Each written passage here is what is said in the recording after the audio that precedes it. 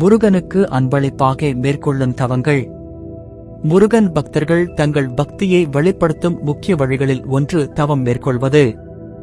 முருகனுக்கு அர்ப்பணிக்கப்படும் தவங்கள் ஆன்மீக வளர்ச்சி, மனசாந்தி, உடல் ஆரோக்கியம் மற்றும் வாழ்க்கையில் முன்னேற்றம் தரும். முருகனை வழிபடும்போது மேற்கொள்ளும் சில தவங்கள் மனதிற்கு உறுதி மற்றும் மனோநிலை கட்டுப்பாட்டை வழங்கும். முக்கிய தவ வழிகள்.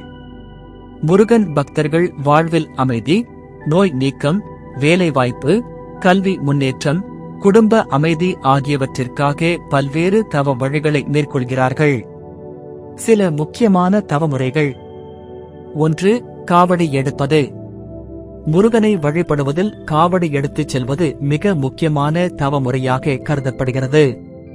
முடக்குவேல் காவடி, உடல் முழுவதும் வேல் குத்தி பக்தி சோதனை செய்வது.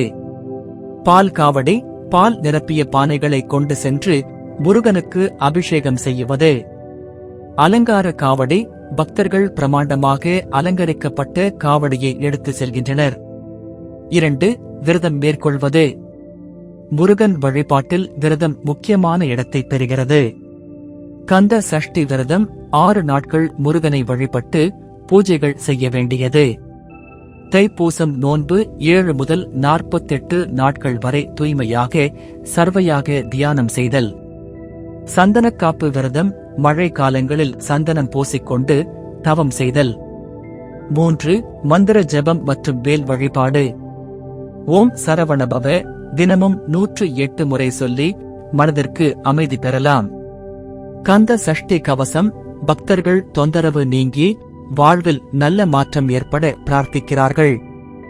வேல் வழிபாடு. வேல் வழிபாடு மூலம் நோய் தீர்வு, எதிரிகளை வெல்வது, மன உறுதி போன்ற பலன்கள் கிடைக்கும். 4. கோயிலில் பசுமாடு மற்றும் அன்னதானம் செய்யுதல்.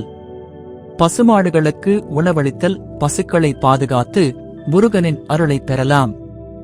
அன்னதானம் செய்யுதல், முருகன் கோயிலில் பக்தர்களுக்கு இலவசமாக உணவளிப்பது.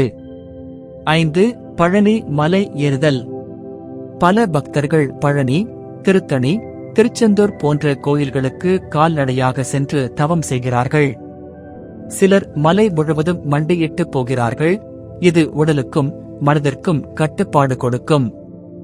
முருகன் தவத்தின் பலன்கள்.